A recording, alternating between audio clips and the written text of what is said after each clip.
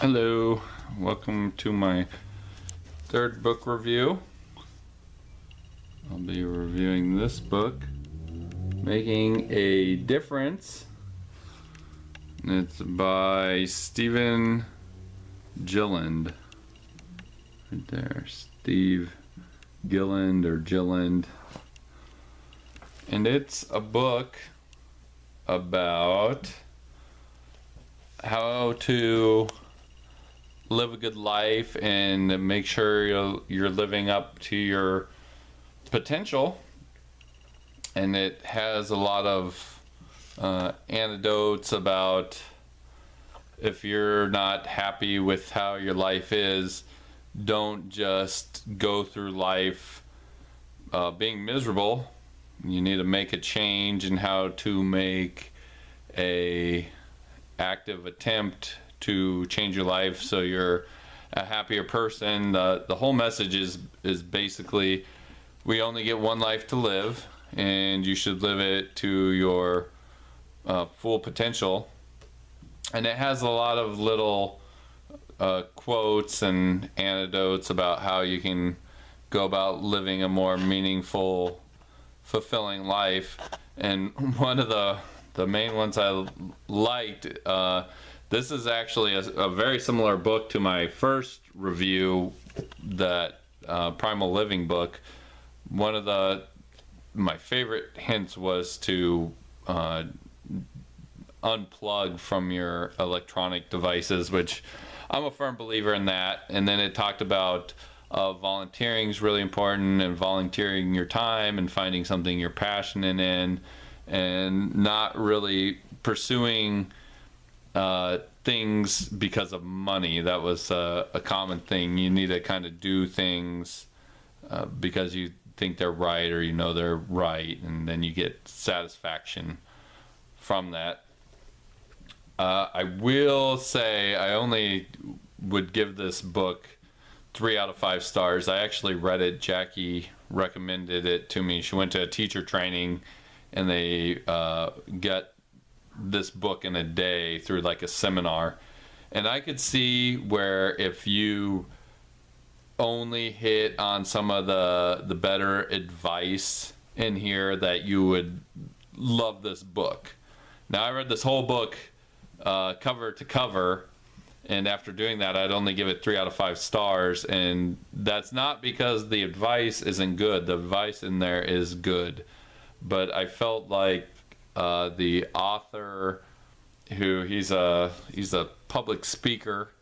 He's written, this is his second book, and then he goes around the country doing public speaking at corporate events, and he's a keynote speaker at these things. And I felt like he did a lot of boasting in the book about how rich he was and how successful he was. And that was kind of a message he said that throughout the book was not to worry about what other people are doing and focus on what you're doing, and not to worry about what other people have, worry about, you know, the things that you have. But then I felt like it was contradictory, because then he goes on to brag about how successful he is and how he did all these things and he's making all this money. And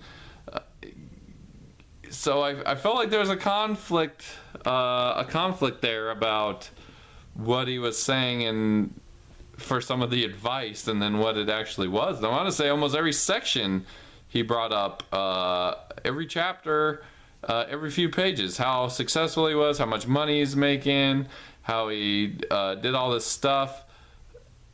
And then down a few pages later, he'd say, well, don't worry about what other people are doing, worry about what you're doing. Well, it's kind of hard when you are in your own book comparing yourself to everybody else. And I also felt like, I mean, I don't know this guy personally, but another thing that I picked up on from reading it cover to cover was he made this change to lead a more meaningful life after he had a divorce from his wife. And he preached a lot about like letting things go. If something bad happens to you, don't hold on to it. let it go, forgive, and move on.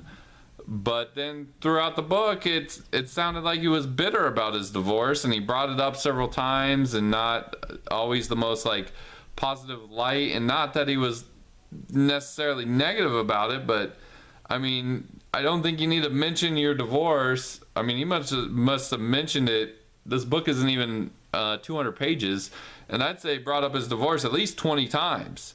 Well, it doesn't seem to me like you have left that in the past if you're bringing it up, 20 plus times in your book. And I'd even understand 1 or 2 times, but 20 times bringing up your divorce, that means that there's probably still some resentment there, that he's telling me that I need to let go of anger, but then he's bringing it up 20 times in his book.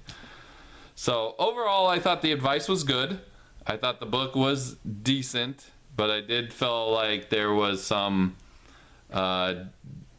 disconnect there from what he was saying, giving advice, and then what he was actually doing. So maybe not read it cover to cover, maybe just read it for some advice, and it would be more satisfying.